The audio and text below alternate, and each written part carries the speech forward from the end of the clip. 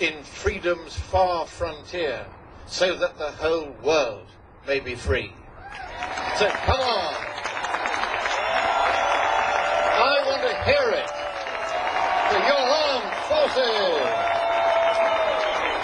Come on, to your feet for your armed forces. All of you, up, up, up.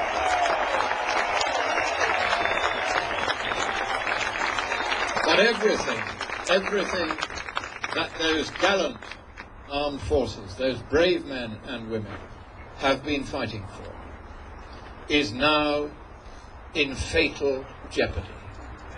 If that treaty is signed, and if by some mischance, whether by ratification by 2/3 of the Senate, whether by incorporation into domestic law by simple majority, whether by the fiat of the President under the executive agreement procedure, whether by simple signature and then the State Department saying because it's been signed it's binding anyway, as they do with the Law of the Sea Treaty. These are all the different ways in which that dismal treaty could become the law of your land. And when it does, or if it does, that will be the end of your liberty. That will be the end of your democracy. That will be the end of your freedom. That will be the end of your prosperity. Do we want the Copenhagen Treaty? That was nothing like loud enough. Do we want the Copenhagen Treaty? Right. Now, do we have in Texas a word to describe global warming? Right, all together. Thine own lips have said it. My lovely wife said to me that I was not to swear at all. And I haven't said it, but you're going to? Thank you very much. That's what it is. So now, what are we going to do about this very pressing threat? You cannot sit back and do nothing. The do-nothing option is not an option. Now is the time to fight. And the first thing you need to do, while you are still a democracy in those last few weeks before it is taken from you, is to get in touch with your senator, both of them. Write to them, but above all, telephone them. Nothing terrifies them more than tens of thousands of people jamming the Senate switchboard, saying what I am going to tell you to say: this treaty shall not pass. Come on! This treaty shall not pass.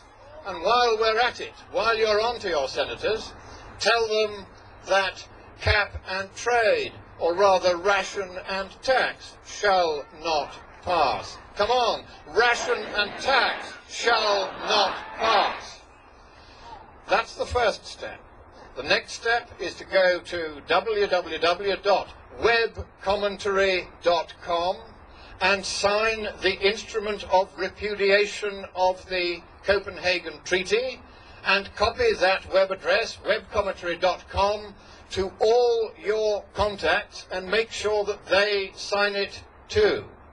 That is also a vital step. We are now in the last few weeks of the United States of America. It is as close to the end as that.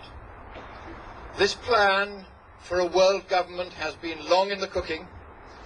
It was conceived by Sir Maurice Strong, a Canadian bureaucrat at the UN 25 years ago. It was he who devised the structure of the UN's climate panel, so that instead of doing science, it did politics. It was intergovernmental, not a scientific panel. It was he who said at that time that he hoped that this panel would eventually become, as it is now about to become, a world government. Al Gore has talked of global governance. Jacques Chirac of France has said we need a global gouvernement. No, we don't. Do we want world government? Do we want Al Gore to get any richer? Do we want the Copenhagen Treaty? Do we want the Copenhagen Treaty? There's another way of saying that. Thank you. I didn't say it, but we're going to say it together. Do we want the Copenhagen Treaty? Do we want the Copenhagen Treaty? That's very good. Right. Now, if you're kids in the audience, you're not allowed to use that word, so behave yourselves. But your parents can, so come on, do we want the Copenhagen Treaty? Excellent. Now, one of the things that is a great regret to me is that I was not born an American citizen. But I am going to run for president.